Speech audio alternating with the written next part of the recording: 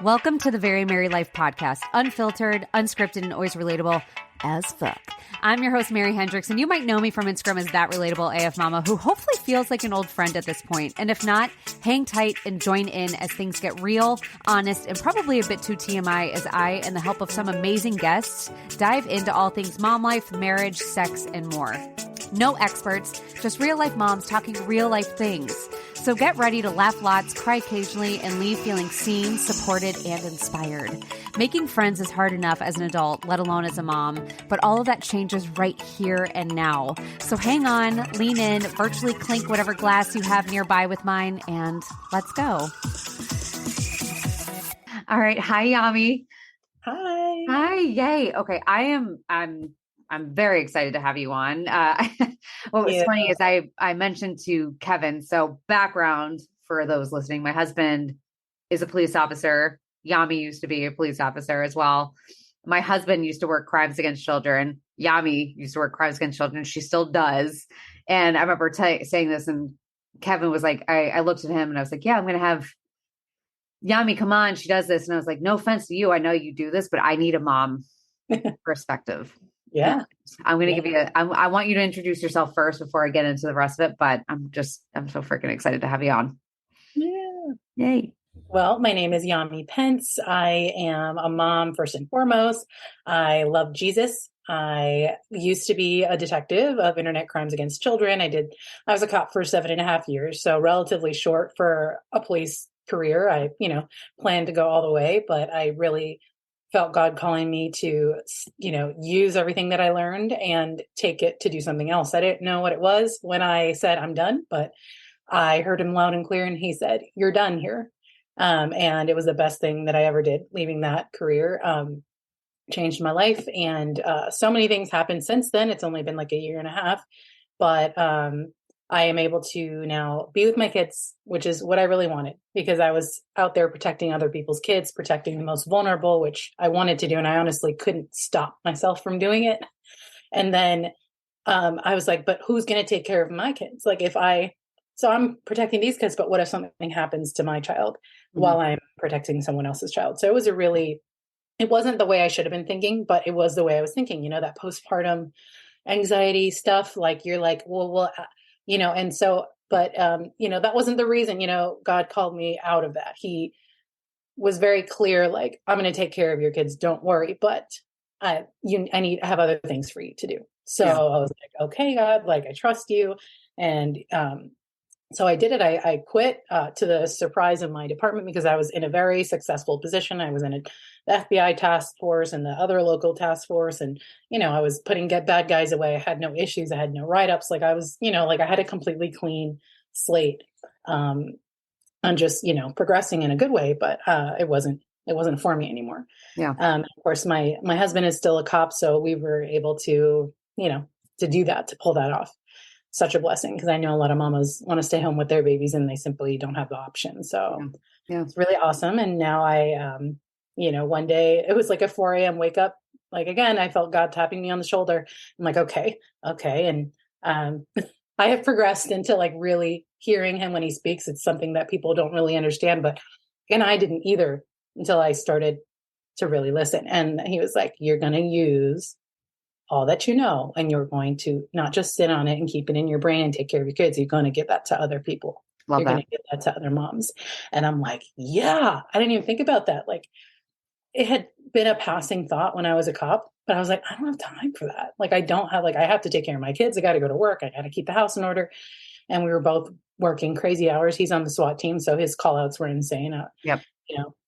And so this thought came to me, and, in between all this, not to get too sidetracked, my mom passed away suddenly, and very unexpectedly, very young. And so I was getting my bearings. Like, she was a very vital part of my children's lives, and she helped me so much. And so losing her was a huge curveball, obviously. And I was just kind of like trying to survive that. And then just a few months later, that's when God woke me up at 4 a.m. and said, you need to start doing this. And I'm like, but now? Like, maybe later, not now. He's like, no, now. And I'm like, okay. And so here I am. I am a child safety educator now, and I'm building a business around it where, and I wasn't sure like what I was going to do with it, but I just kind of started doing it. Like Yeah.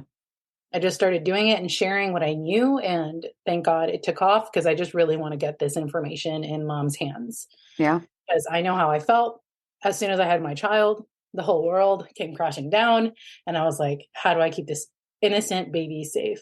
Yeah. And with all the stuff I saw being a crimes against children detective, I was like, they're Yeah. so innocent. They're so innocent. They're so, and they depend on us so much, Yeah. so much. Like, how can I possibly do it all? So, yeah, I just want to be an encouragement to mamas and dads and families that, aunts and uncles, grandparents.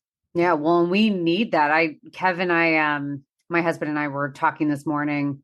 We actually recorded a podcast this morning, but we were talking about how in general, I was talking yesterday on my stories how the social media has just taken off. I think the pandemic just unleashed an entire new slew of social media because it's all at that time it was all we had. It was the only way that we can connect with the world and feel some sort of human interaction. And we were talking how, moms, it becomes very easy to compare. You see certain moms doing certain things and you look and you compare. And I had shared, you're not going to see my kids having a tantrum on my page. You just won't because it's not my moments to share. I'm never going to put them out there, but there are parents that do, plus way more. And there's someone I follow who calls it generation shared. And Yes, Mom Uncharted. yes. Oh my gosh. Sarah. I think her name is Sarah. I friended her on TikTok. That's how we connected. Yeah, it's amazing. But she, oh no, little one's crying. My husband's gonna have to handle this one. Little mama, she's so cute. She's such a chunk. Oh my gosh, you give me exploding baby fever. I'm just like, she gives me. I'm literally like just a couple pounds now, just a couple pounds lose. That's it. That's it. No. Get right back at it. Yes. No. What was I saying? Yeah. So yeah, Mom Uncharted. She is amazing. Just what I followed, but it also like freaks me out because I try very hard, but it's a weird world. But we were talking about that with just the whole slew of social media, and people don't know. They don't know what they are. They don't know the access that they are providing. And I try very hard. There are certain things I don't do now because of that. Yeah. It's such a help. Like it just makes you think critically. And that's all she wants is like, there's some people out there that really, they target mom influencers and they like shame and they like attack. But what Sarah does is now I remember it's called Generation Overshared. And she just wants because like, this is like really new ground, like being an influencer in general, the way that Instagram and TikTok is now, like this is brand new to this entire existence of this whole world. Yeah. So we're learning, like we're doing things like, and we're watching other people do things and we're just like, there's no handbook. We're just like going for it. Yeah. And then when we include our kids, we're like, okay, we're just, everybody else does this, so it'll be fine. And then we realize like, maybe that wasn't the best idea. And then maybe I could not share this next time. And like, that's all she does is just say, hey, like before you upload, think like, pause, take a pause and think. And that's what I like about her. She doesn't attack anybody. She just like lays it all out and kind of gives a different perspective. And I'm like, wow, even me, like knowing all that I know with the ICAP stuff, like I've even on my other pages, like on my private stuff, like shared stuff that I shouldn't have shared. Like, I'm like, oh. Yeah. Well, and I think it's a learning curve. We all have to figure this out as to what all of us, I think we are the guinea pig generation. Well, not so much. Our kids are kind of the guinea pig generation because I remember someone talked about this. You know who it was? I think it was Kirk Cameron. I think it's he's a celebrity. I forget his name, but I remember. I think he went through and he had this whole campaign and he talked about how our children are going to be called the guinea pig generation because we have never experienced social media or the internet in such a way, and we can't turn to our parents at this point. Like we can't turn to them and be like, "What did you do?" Because our parents have no clue. We didn't grow up with this. Like you and I both didn't grow up like this. Like this is such a brand new thing that like our kids are going to we're going to see the result. In the next 20 years, we're going to figure out what the result of this is. And it's either going to be really cool are really freaking terrible. Yeah. And Well, there are some YouTube family kids that are already coming out. They're like 16, 17, 18, and they're already coming out and saying it was what pretty they terrible. really feel about it. And Yeah. maybe they started like 10 years ago or 8 years ago or whatever. But I know I, in seventh grade, had access to AOL instant messaging chats Yep. Same. and MySpace a little after that. And Yep. it was a mess. It was a mess. And my mom had absolutely no clue. And it's a No. blessing that I wasn't like abducted or targeted or Oh, anything. my mom knew. My mom found emails because you just didn't know. My mom found emails, and I remember she came and woke me up, and she was like, "What is this?" And I'm like, "I don't know." I don't know. I'm just I don't being know. rude. I'm sorry. I don't know. It was like, what did they go in? They would like say their sex, their height, their age, or Age, sex, location, ASL. yes, yeah, And you just be like, 9 years old. 12, Like, female, New Jersey. actually, 123 Main Street. Yeah. Yeah. This is my phone number. Call me. And then when they call, we'd be like on the phone. My friends and I'd be like, what? Crazy. Awful. Terrible. But now Yeah. it's even 10 times worse. Like so the Oh. reel that you were just talking about before we get on, I posted up a reel, but I'm exposed. I'm a 32-year-old woman, but I don't give a shit at this point. Yeah. I'm wearing no more You than what you chose. see in a bathing suit. I chose it. But I had someone even message me saying, I just saw your reel. It was someone that doesn't follow me saying, you're banging. I'm like, okay, shut up. I mean, you look amazing. You do Thank look you. amazing. Thank you. But That'll class. that's social media for you. And that's why like I'm very careful about like what with my kids. Like my kids are present in it, but I try like very hard with like making sure my kids are not the focus. Yeah, My you do an content. amazing job. You do an amazing job. There Thank is a you. huge difference. What Yeah. I learned from Sarah is another thing, like, and I never looked at it this way. My mind is, I love kids, I love families, I love everything. I love connecting to other moms. But the way she looked at it is, if your page, if you took out everything with your children in it, would you still have a page? Yeah. Like, and so like, and really if it's here and there, you mostly have, it's just you, like it's mostly just Mary, and then here and there, because you are still a mom, you still living your life. So they're going to pop in, it just only makes sense. It's only fair. But there's moms who it's literally, they have their kid do a little skit. They have their kid, dress up in this and do that. And they're purposely creating content just of their 3-year-old, and that is where I think it goes into like exploitation mode versus just me living my life with my kids as a mom.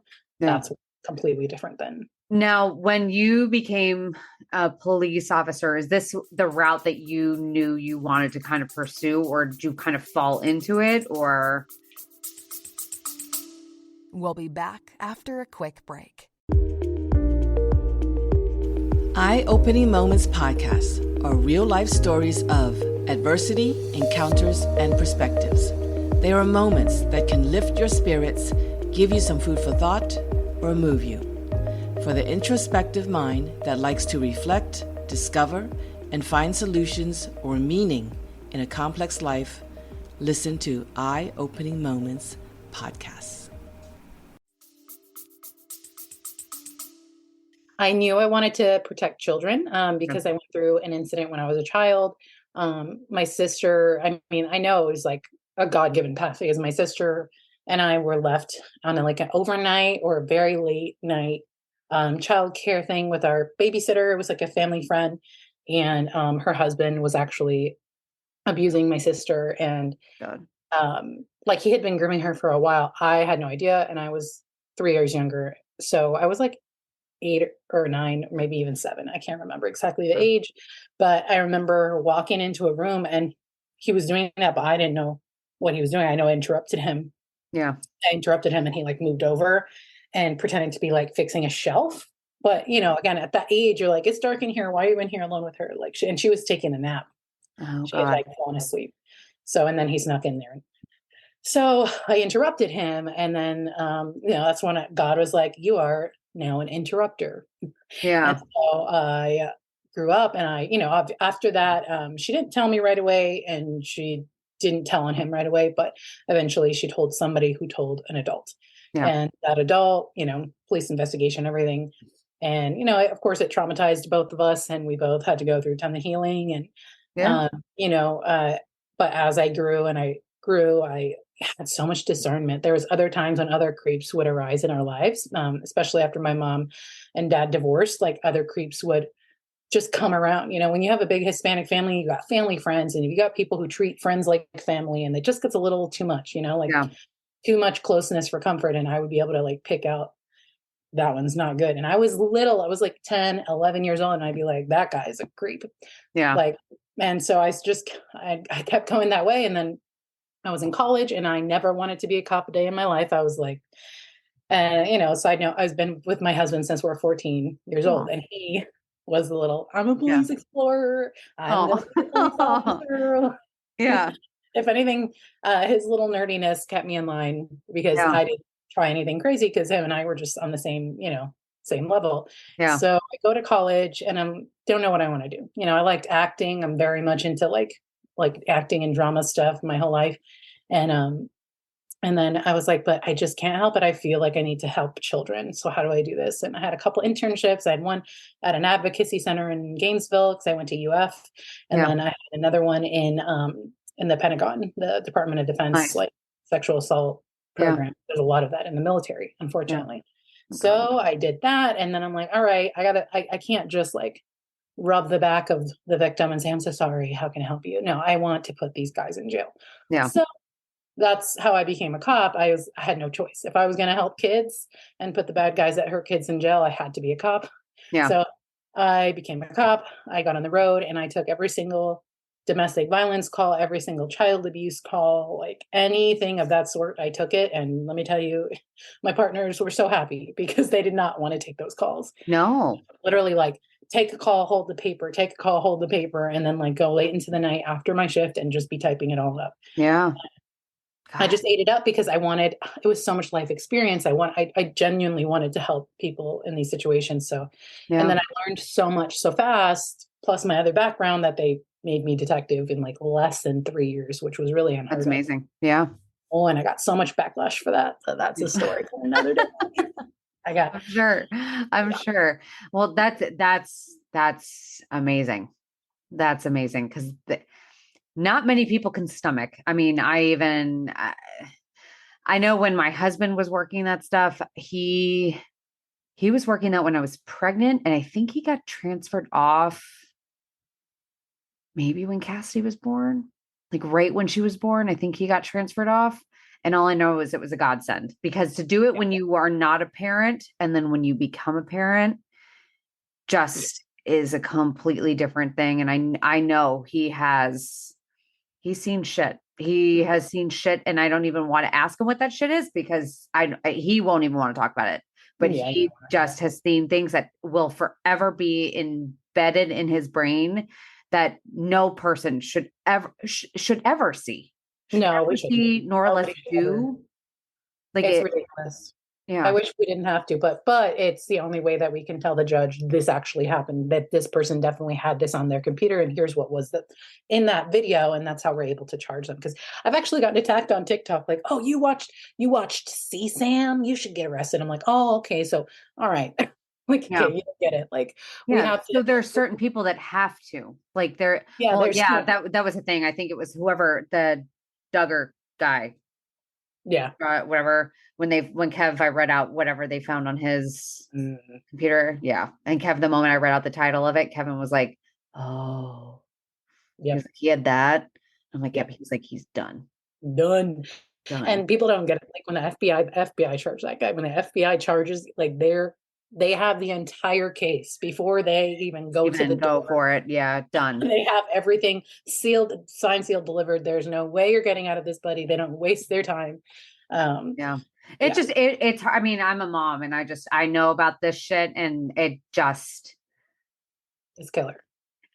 Yeah. I mean, even talking to you, I have like a nauseous feeling in my stomach, because it's just so terrible. But that's why I'm so thankful to have been connected with you. And I remember when Katie, Mommy Needs More Wine, when she shared you, I was like instant follow, because I need as much education about this stuff, because it is something that I am paranoid about. I think I have gotten paranoid about my children being hurt in some god awful way like that, especially my first has a speech delay. And I just get so nervous. I think even when she started pre-K this year, and I remember like the things that go through my head are a little insane sometimes, but not really.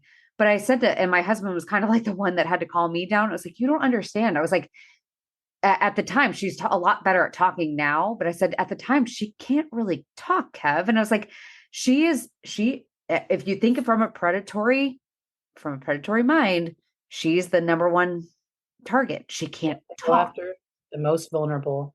That's what it works. Like they go through the people that they know are the ones that are the kids that are less likely to talk. I think I saw an interview with some creep that did this, and he went through the whole list of like, we looked for the kids that looked not as well dressed, what their family life was like, who, I forget, like education wise, how smart were they? Like all of these things. Like it was god awful. But that was like the thing that was in my head. I was like, oh God, she can't like really talk to us. So how do I know? How do I know? So it's always imagine the moms that have to drop off like babies, like 6-week-old, 3-month-old babies, and just go to work. Like it's so hard. And I was actually pregnant. So I was in a special victims unit in January of 2018. And then I went to ICAC, which is Internet Crimes Against Children. So the really hard part. And I got that in May. And then I got pregnant in August. Oh, wow. Yeah. I was pregnant for the majority of that part. And then I had a baby, went back to work, and then homegirl got pregnant again and had a whole second pregnancy. And then I went back for 3 months. And then I said, I'm out, skis. Yeah. I pieced out. Yeah. I quit my job. But I left it amazing. Like I got into that job. There was a guy, he's so awesome, but they overloaded him. Yeah. As they overloaded me as well. But I basically had to deal with like a bunch of cases that were kind of just sitting for a while, get through those. It was like a 3-person job and they had one guy doing it. And then I jumped in and I had to fight for years to get help. They finally gave me one person half of the time. And then I went on maternity leave. So it was just a mess. But now I hear, because when I left, you can tell Kevin this, I quit, right? And then I did every exit interview that everyone asked me for. And I was like, so here's a laundry list, guys. I have absolutely no shame because you can't do anything to me because I'm leaving. Yeah. So I told them everything that they did wrong and everything they could do right next time and to take care of the kids in the city that I worked in, take care of those kids. And this is how you take care of them. Get enough detectives working these very sensitive, very important. There's nothing more important. No. The kids are where it starts. Yeah. Get more guys on the cases, and they somewhat listen to me now. So that's really happy. I'm really happy to hear that because my old coworkers don't have to suffer as much as I did. So imagine seeing all that stuff and knowing that you can't even get to every case because you're only one person. Yeah. Oh God. It's like kids at home, and you're paranoid because of you think that something bad's even the irrational fears. Yeah. No, that's the thing. It's like, especially like these people that do it, you just don't. Yeah, it's like shocking, but I'm going to pull up the questions. So I asked on my stories the other day questions for a few people to ask. Yes. And let's see. Let's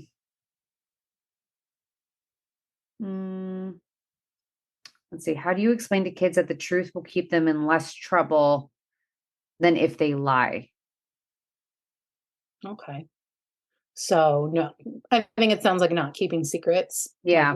We encourage them, especially if something bad happens, to tell. Yep. Yeah, because kids get afraid that they're going to get in trouble. Yeah, that's definitely a tactic that predators use, is to tell them that, well, you did this with me. So if you tell mommy and daddy, they're going to think you're gross. They're going to be so upset with you. You're going to go to jail. Before you even get into that, so let's start at the beginning. So where are these? So like I said, groomers or predators, they look for certain things. They kind of groom. And is it like a long process of figuring out? It depends on the child. Some kids need more grooming than others. Some are very bold and very like stuck in their ways. So, and normally they won't go after a child like that. A child that knows what they want and what they don't want, Yeah. They probably won't even go after that child. But if they did, or if they really just, that was the only child they had access to, they would do it little by little. It'd be like a shoulder touch, and then a different type of touch, and then, kissing on the cheek, kissing on the lips, and seeing if they report anything. They want to see if the child's going to report. That's why I call The it weird a stuff. private part. Yeah, I know. Exactly. So and they could be like, oh no, that was an accident, and what are you going to say? Yeah, You can't. and you just said that's why you call mouth the private part. That's huge. That Yeah. is huge. I think I shared or I talked about that the other day about mouth, and someone was like, "That's terrible. That you even have to bring that up." And I'm like, "It is. It's important. It It's is. It's important." horrific. It's Yeah, horrific because, like I said, what happened in my past, that's how I know, because one of the very first things that bad guy did was kiss her on the lips, a little girl, yeah, and stick his tongue in her mouth. yeah, Now, yeah, yeah, disgusting, right? Makes us all want to throw up. So, but had she known, right? Because in Hispanic culture, you can kiss on the cheek, but had yeah, she known that was so far over the boundary that, he could have probably got arrested, right? Or like, it was like a very, very horrible offense to do that to a child. He did it in a room full of people yeah, because everybody was just like, not paying attention. So, and it was fast. So that is what they do. They want to do stuff, and they want to see if the kid will say anything, especially, so bizarre. Like if she would have said something, would anybody have believed her? yeah, And, so just giving our kids the language and the knowledge, and be like, this is not okay, and that's not okay. And all you got to do is repeat and yeah. repeat and stay on one thing for as long as it takes till they get it. Like Yeah. just Well, now. and that's a huge thing because I know. Let's see. I think someone asked that. Um, how would you ensure the safety of a child under the age of 4 who may not have vocabulary? No, I think someone said, "Oh yeah, explaining the proper body parts. Like that's huge. Like that is huge." I remember I asked on my stories once, like, what do people do? And some people like do not. They are totally against it. They're totally against it. And I didn't grow up that way. Like I didn't grow up with my mom and dad anatomically labeling things. Either. It just, you know what? It's more or less like it was easy. And this still is the case. It's very weird. It is far easier to speak and say penis and testicles and balls and things like that. Like I can say those. I'm kind of immature with that stuff, but it's easier. But when it comes to female anatomy, it is very taboo Yeah. to say any Yeah. of this stuff. It is. I And think that just attributes to shame. That's why it's so important to undo what the culture has done to us. I think that, goodness, it's like the fact that it's so embedded into society that we cannot talk about our body parts is even more of a red flag. Like, who embedded that into society that our kids can't say, hey, like something's wrong with my vulva or vagina? Like, yeah, come on, let's do it. Like, and it is for me too. I'm like, I cringe, especially because I have a son and a daughter. So when I had my daughter and take baths together, and I'm teaching my son his private parts, he's, where's Wiggles? I call my daughter Wiggles, which is yeah, good because, so for the podcast, it's a nickname. So, yeah, but he'll be like, where's Wiggles' penis? And I'm like, Wiggles doesn't have a penis. She has a vagina and a vulva. yeah, And then, I'm like, I had no problem. And I actually had a DM not that long ago of a lady asking, like, is it okay that I teach my son that, like the opposite sexes yeah, parts? And I'm like, absolutely, because you want him to be able to say some lady, which there are many female predators, pulls down her pants to show, like, or see yeah, if it's a video or a picture of it because some other kid brought a tablet to school. Like, it happens every day, all yeah, day. yeah, Teachers can't keep up because how can they keep, if they have a class of 12 kids or 20 kids and they all have an iPad and they're teaching a lesson and they're taking a kid to the bathroom, like, it yeah. happens like that. So we need to give our kids, I mean, at the age of 6 and 8, they're seeing pornography. God. And it literally alters their brain and Yeah, actually causes addiction. So what happens is they can't stop thinking about it because it does something. It's literally like chemically reacts in their brain and causes endorphins and all these things because it's so out of their norm. Like, they're seeing something they've never seen before and they're like, whoa, many questions. yeah, And they automatically feel shame, like, okay, well, I wasn't supposed to see that. So now who do I ask? Typically they don't go to their parents. Now they're looking things up on their own. They're finding even worse things. And it's just like a chain reaction that leads to issues later on in life. Cause like even like porn addiction as an adult can destroy a marriage. Like, yeah.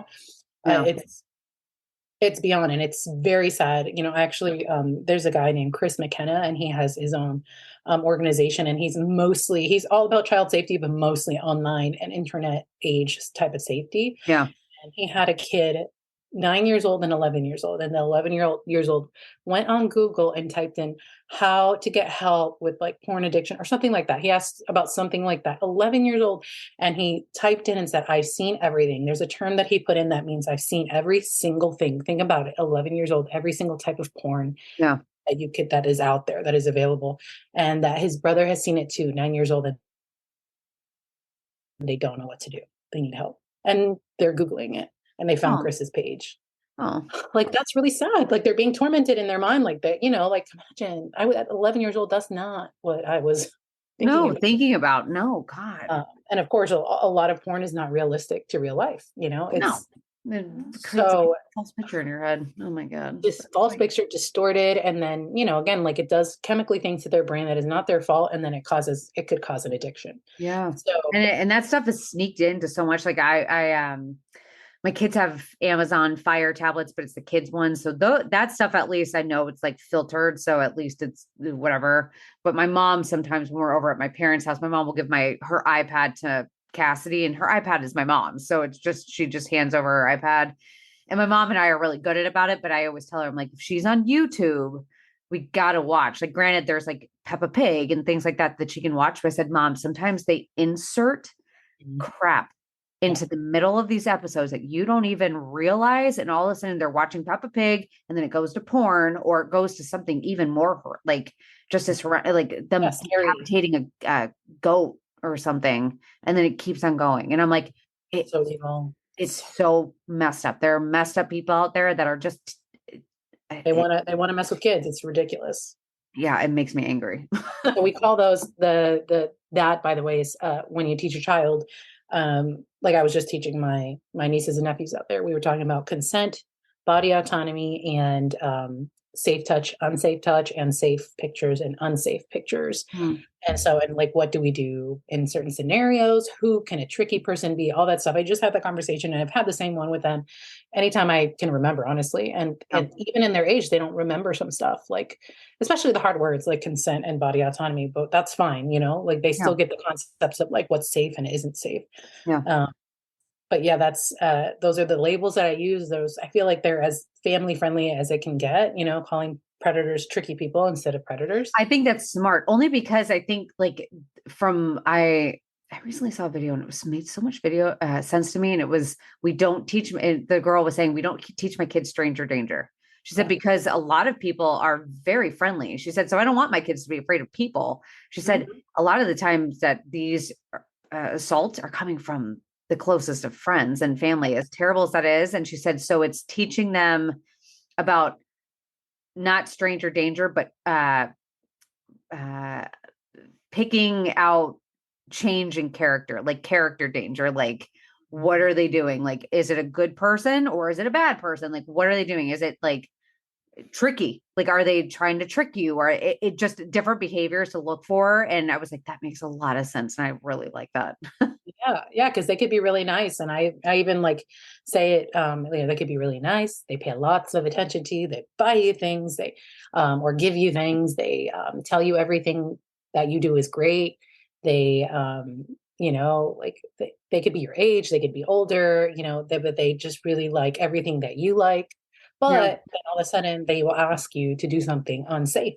Yeah. And, and then I'll even label random people, like, what if that person from church, what if that person from school, what if this person asked you to look at your private part? What would you say? No, and then, okay, you run and you tell. And like, what if it's your friend that's your age from school? What if, and that's the same thing. And they even pause when it comes to kids their age. They're like, because they have to absorb that, wow, is that possible? Okay, because that's possible. If that happens, I would also say no.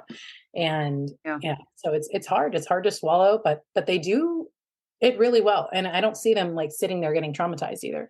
Some kids are more sensitive than others.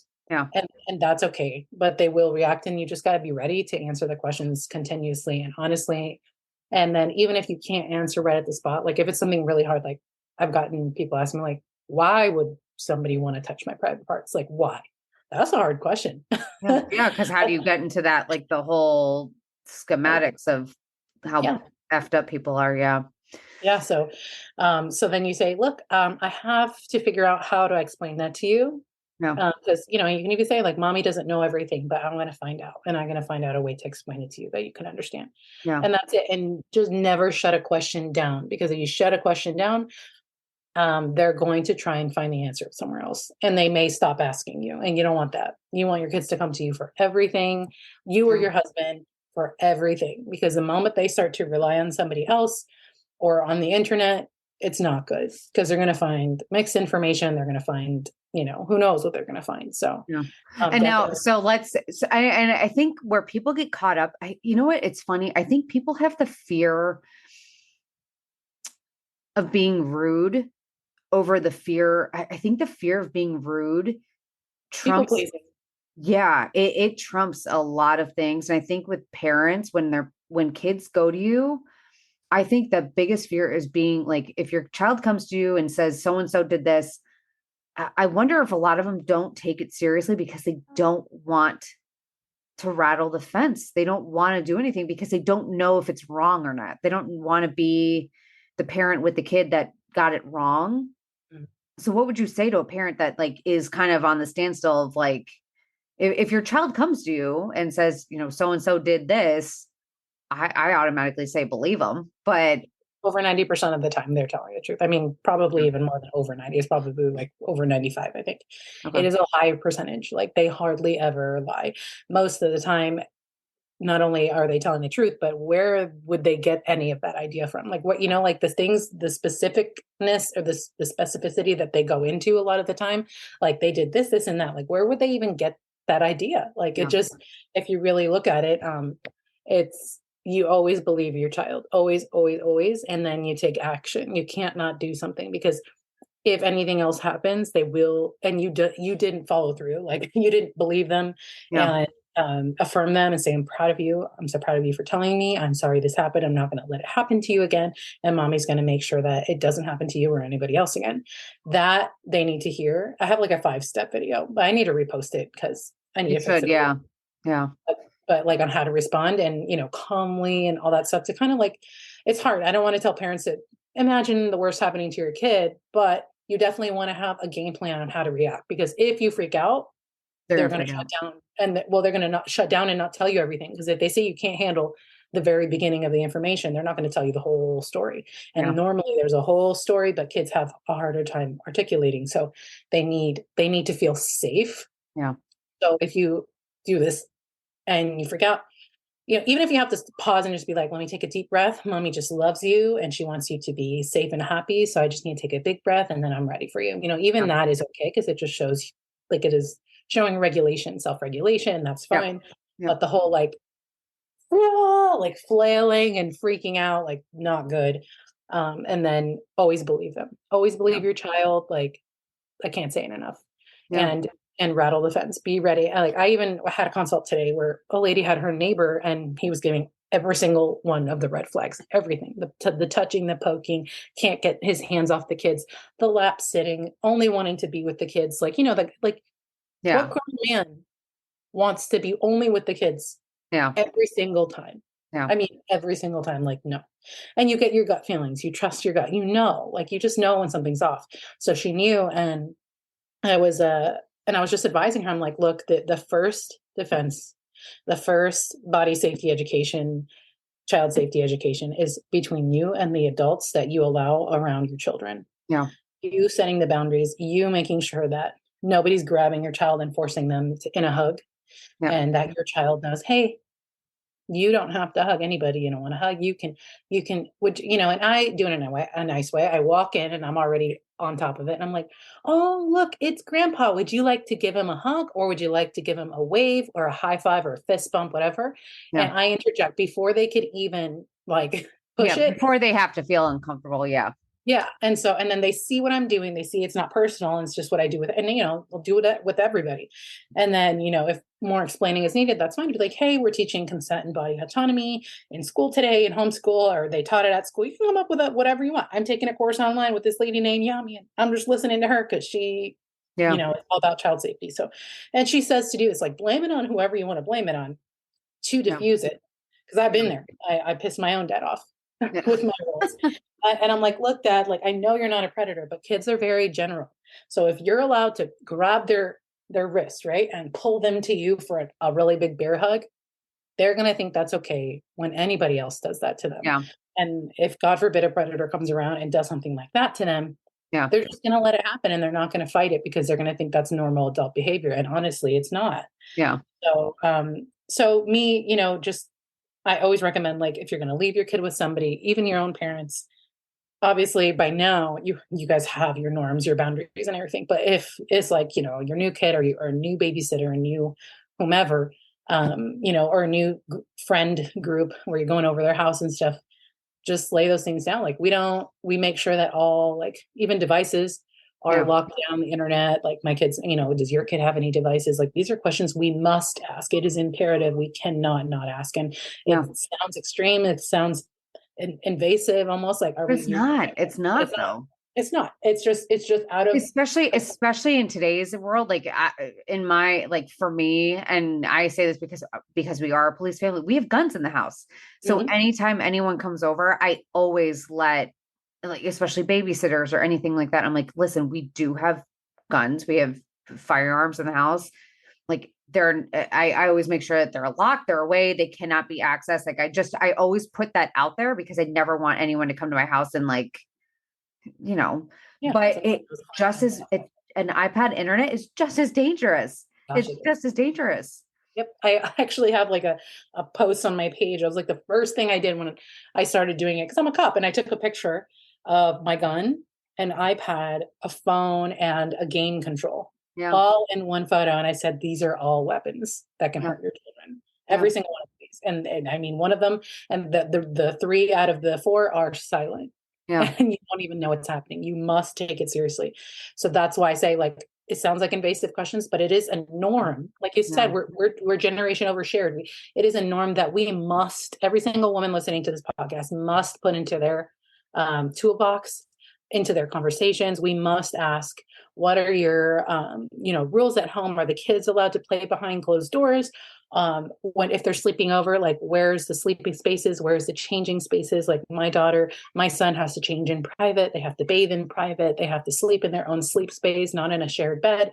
Like, are you watching them for the majority of the time, or are they just, like, closed door, no problem? How's the internet access? Are there filters? Like, all those questions must be answered before we leave our kids with someone, because that is where things go wrong. Like, that is how it all goes wrong. And, other questions are like, are there teens in the house? Are there older kids? Are there neighbors visiting? Is family visiting this weekend? Like, things that you need to know, because what if you don't know who these people are? One of the top things, actually worked with several women who were all victims as children. And each time it was the babysitter's older child, like older son. Yeah. That abused them. So not the sweet. I've been hearing a lot of that recently, kid on kid abuse. Yeah. And it's bad because it's just as bad as an adult at that point. Because it was like, 17 years old versus a 5-year-old. Yeah. Well, even then it's becoming a big thing, I think, on TikTok, where, and it's actually heartbreaking, where a lot of these kids were, like, maybe 9 or 10, and they did it, but they didn't do it out of, like, sexual gratification. They did it because they themselves were being abused. So they didn't realize. And it's actually videos coming out from those who did it to younger. It's like the kids that did it, and Defenders. They know. Imagine living with that. It's so hard. And but it's not in a way that you're looking at them being like, you're disgusting perverts. They were 8. They were kids at the time that they did it. And so they're almost heartbreaking. Yeah, they're heartbreaking because, and it's not where you're like, okay, we need to crucify them. We were like, these poor kids, like, they had no idea, because that home, that's what they were facing. They were just reenacting and trying to make sense of, like, this is what we do in our spare time. We do this, and it's obviously abuse.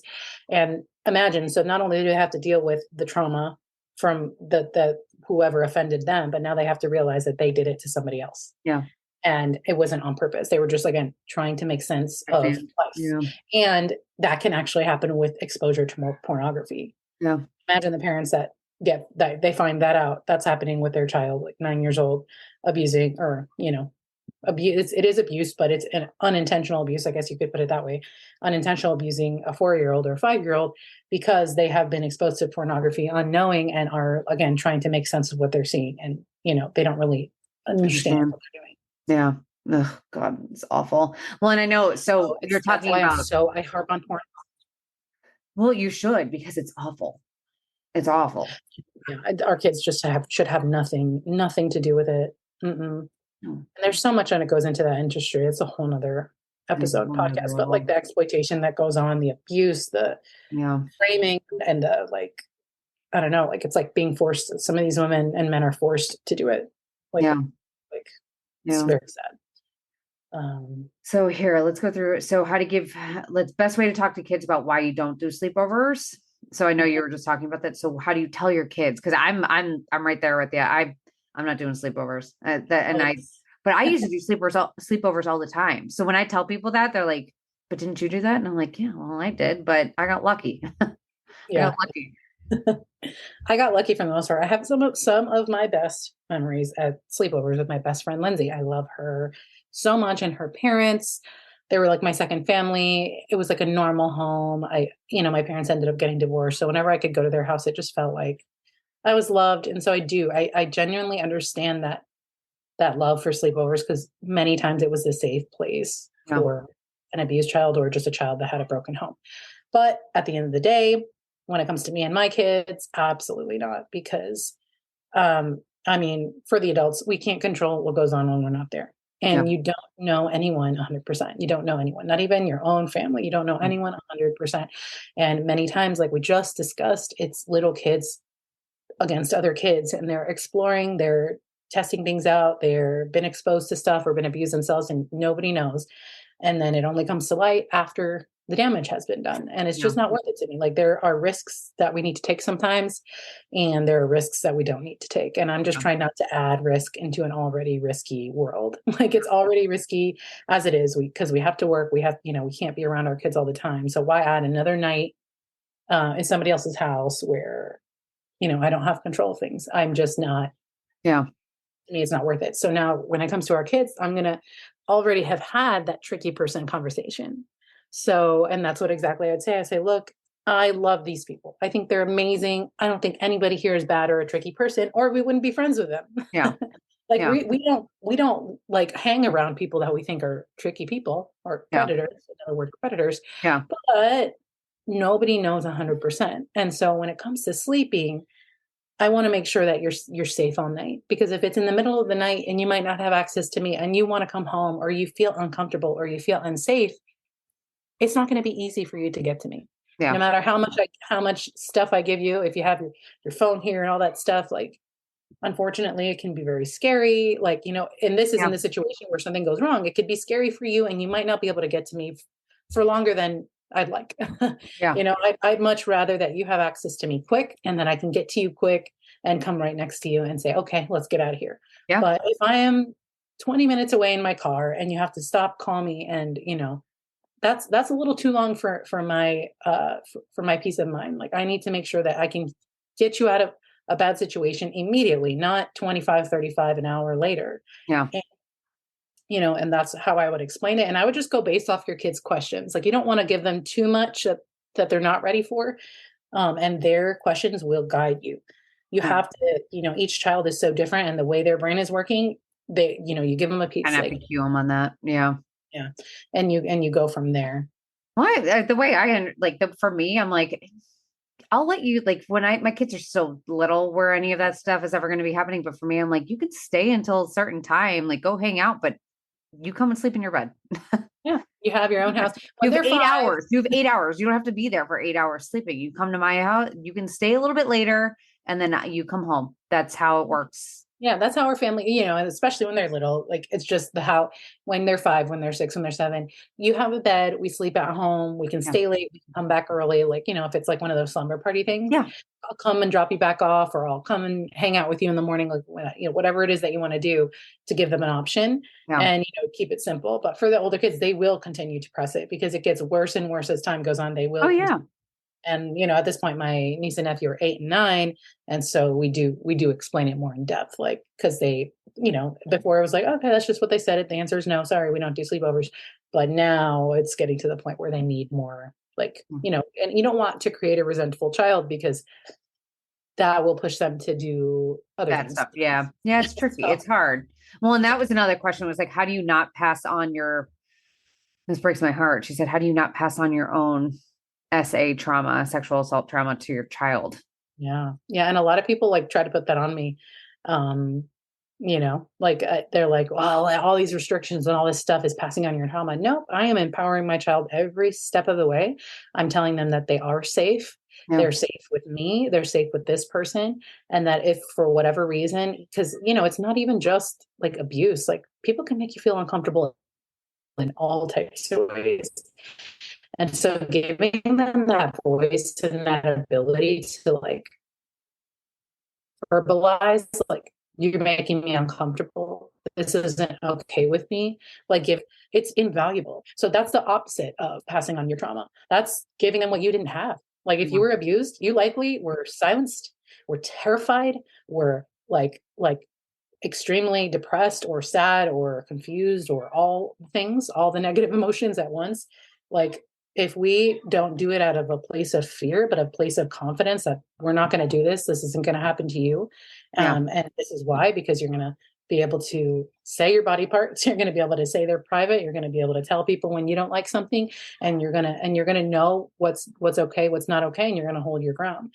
And if anyone ever even slightly comes at you in a unsafe way, you're going to tell me immediately. Yeah. And you're going to be safe to do that in an unashamed way. Like, like if the more we talk about boobs, butts, vaginas, testicles, and all the crazy stuff that happens with those things, I even, give my son the word erection. It's normal. It means your body's working. That's a good thing. Yay. Good job. Now if you leave it alone, it'll go down. Like super, like, don't panic. Don't be weird about it. Because the moment you do that, they pick it up. They're super intuitive. They pick it up, and then they're like, all right, guess can't talk about that ever again. And, because they don't want to feel shame. Nobody wants any negative type of emotion going on. So they're going to steer away from things. So as long as you're not doing it from a place of just petrified, paranoid fear, and you're doing it from a place of confidence that this isn't going to happen to you, especially, I've talked about on my page, not to get into the spiritual side of things, but there are cycles. Like, you'll notice there are cycles of divorces. There are cycles of sexual abuse, like, that happen. And that happened in my own family, my grandma, my mom, my sister. And I said, it ends with me. It ends with my sister. It will not continue. We are going to change this, spiritually speaking, physically speaking, every single way. Yeah. We're not passing this on. We're stopping it here. Well, I would imagine that happens. I mean, it's a learned behavior. I think it's a learned behavior to suppress things. It's a learned behavior to not talk about things. It's just, it sucks. Like, it sucks. No different. It's just passed on. I mean, if one person feels shame about their body and body parts and has trouble talking about it, then the next person's going to talk about it. You're going to teach your kids that. Like, that's the biggest thing. Like, for me, I think I talked about that. That's when I tagged you that one time. I was like, I just talk about it. It's a matter of fact. It's a penis, it's a vagina, it's boobs, it's nipples. I don't know. I just talk about it because exactly, that's what it is. And and honestly, it's seriously the opposite. Like, so my mom was a victim of her own. First, it was like of a lady, like a woman that her mom had trusted. God. So a woman as a child, like a really like young child, it was a woman offender. Yeah. And then when she got older, her father, who she had been like separated and estranged from, she like went and saw him, and he abused her too.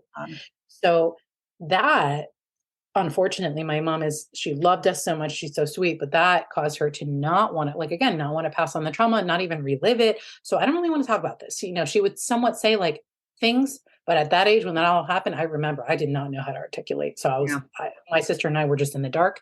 And again, all that, the grooming that went on was not, she didn't wave the red flag. She didn't say, hey, this guy's doing all this weird stuff. I sit on his lap and all these things happen. And she didn't say anything because she didn't really have the words, the language.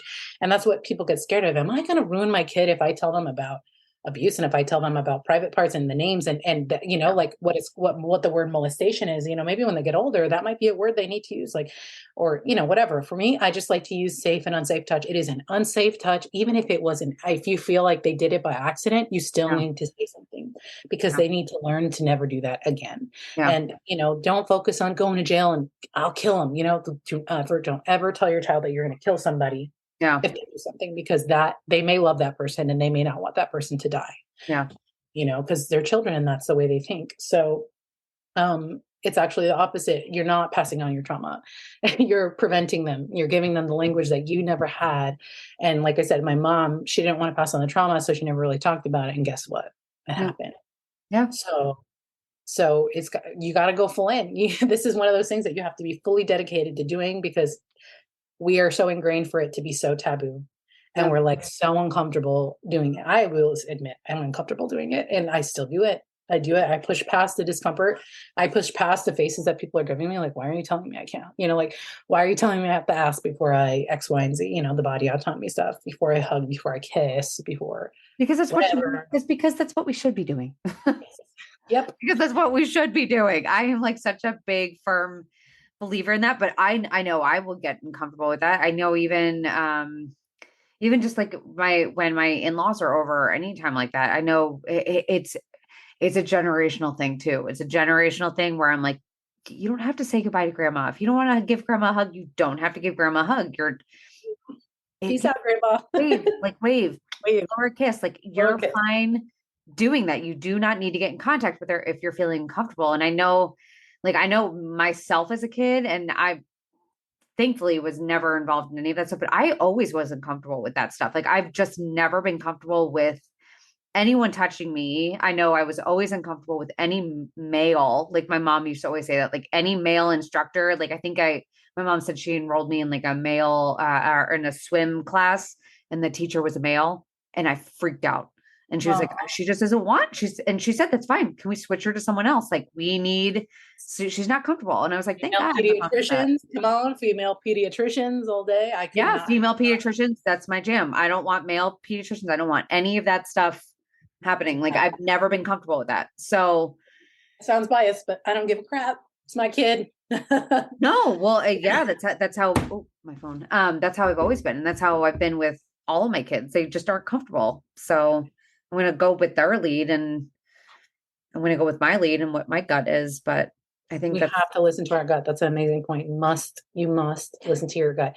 Your brain that's been ingrained with people pleasing and with making people happy and submitting to authority may at times tell you not to listen to your gut, but always listen to your gut. You will never regret it.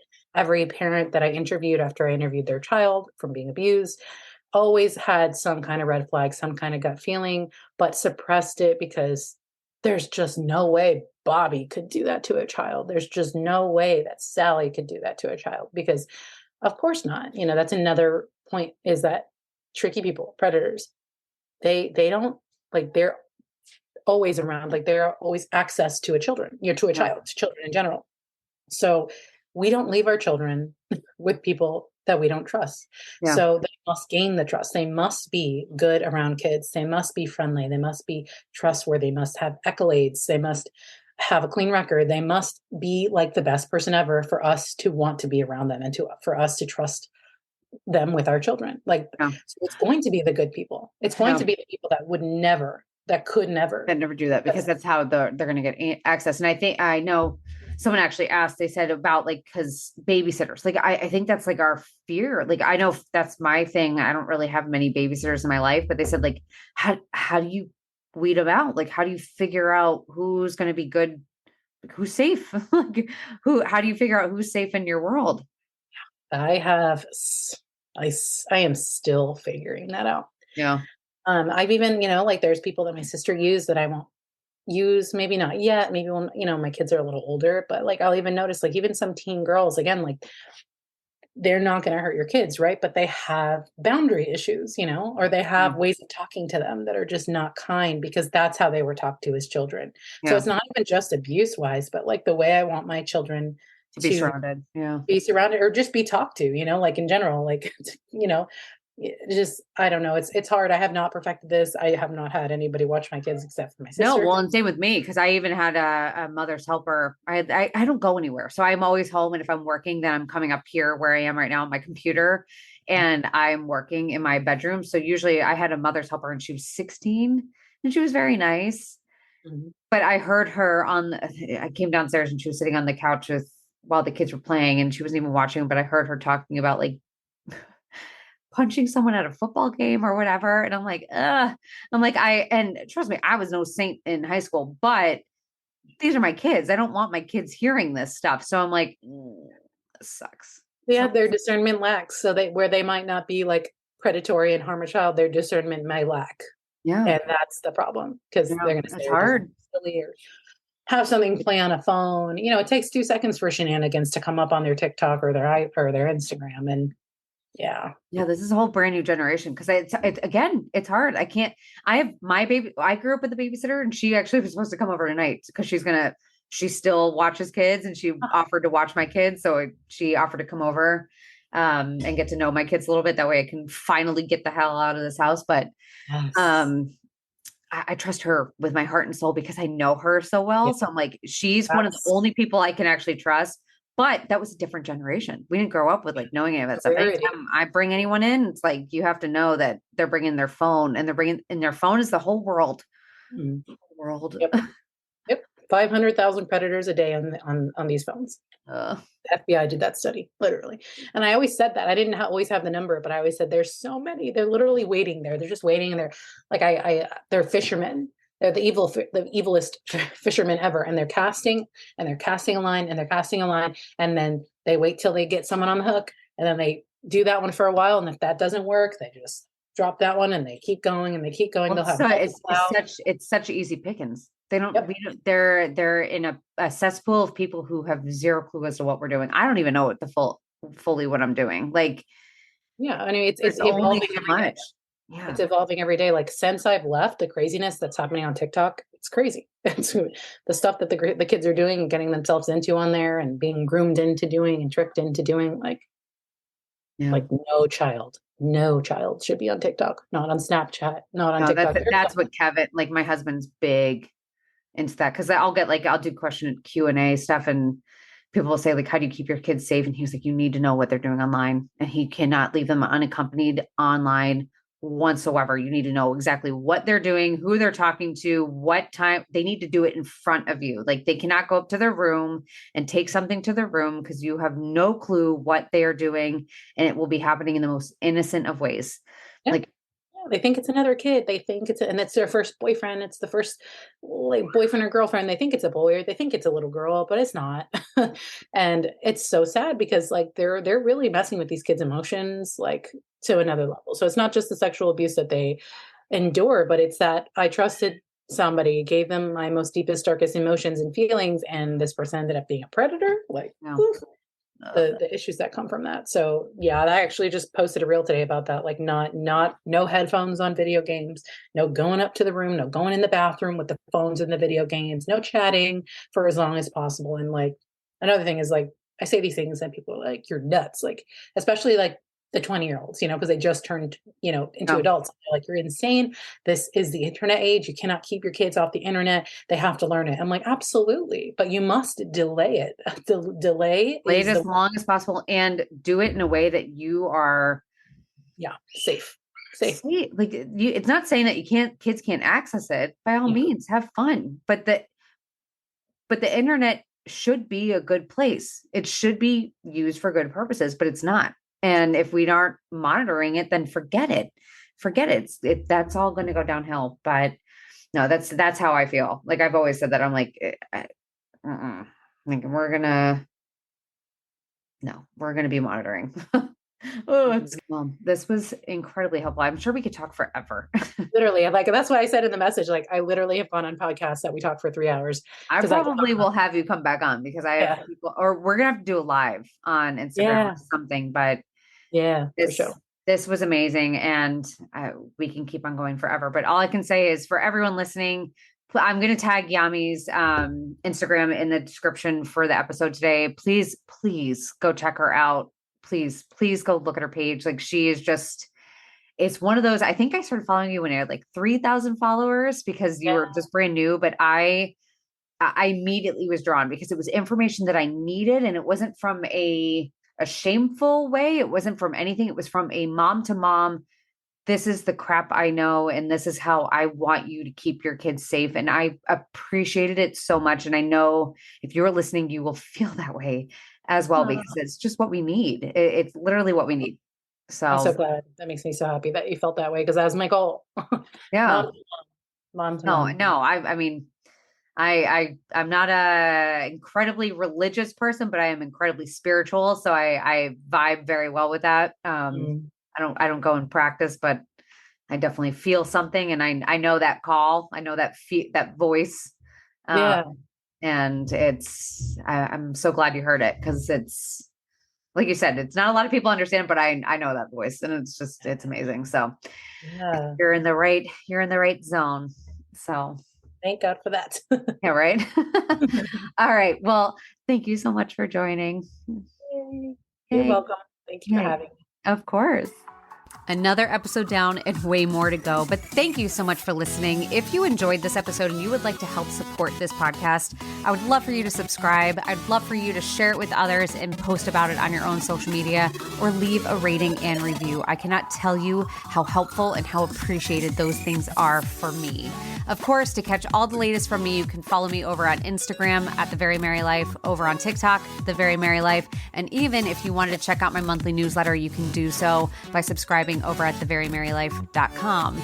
I'll see you next week. Stay tuned for more honest, raw, real chit chat. I have some amazing moms lined up coming on, and shit's going to get fun. So buckle up, Buttercup. It's going to be good.